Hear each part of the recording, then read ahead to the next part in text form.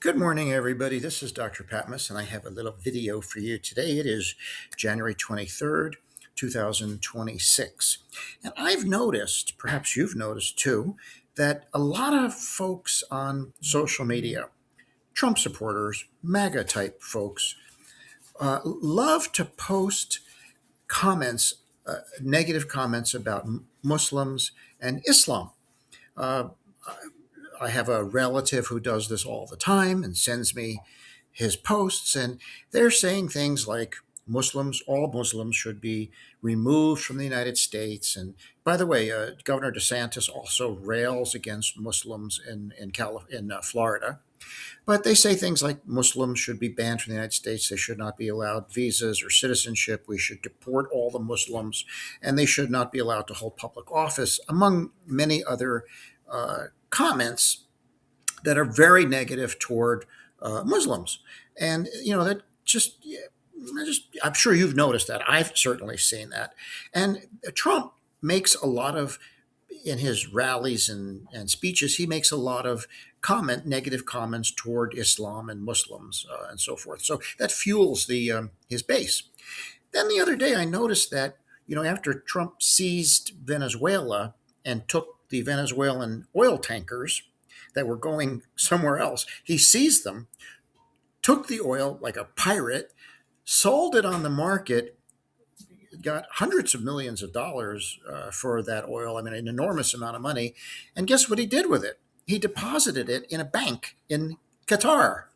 Now, I don't know under whose account that money is deposited. I'm not sure that the United States of America has a bank account in Qatar. I suspect, I don't know, it's just speculation, but the profit that he made from the sale of the stolen Venezuelan oil ended up in a bank in Qatar.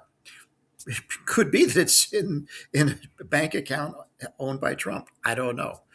But it got me thinking, for all the negative things that he says about Muslims and Islam, and all the negative energy that he generates from his base against Muslims, he must really like them because he is so heavily invested in Muslim majority nations. Below is a list of a summary of the Trump investments in Saudi Arabia and Dubai and United Arab Emirates, Turkey, and they are enormous and exhaustive. Trump has got real estate deals and branding deals and marketing deals and land development deals and bank accounts and investments and partnerships up the yin yang in Muslim nations. He has also cultivated relationships with Muslim nations and encouraged Muslim nations to invest in the United States. He has even granted Qatar access to United States military bases for training of their Air Force pilots on U.S. military bases. So I just found it kind of perplexing that on the one hand, Trump would say negative things about Islam and Muslims,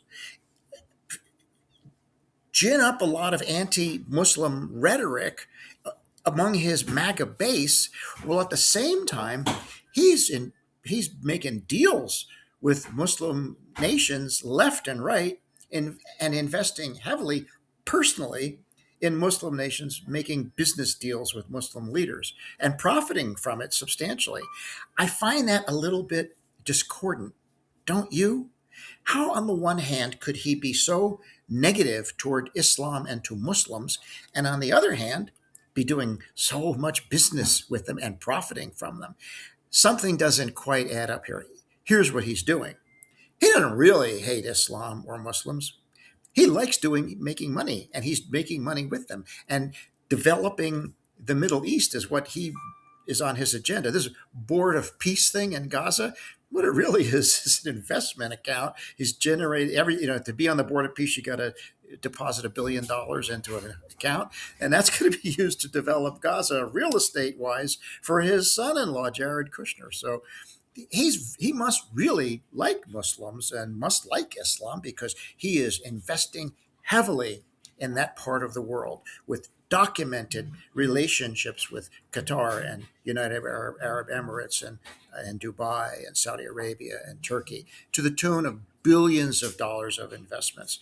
Well, at the same time, he's telling you, the MAGA Trump loyalists, that Islam is bad and Muslims are bad, and we need to get them out of the country and deport them. And you're all for that.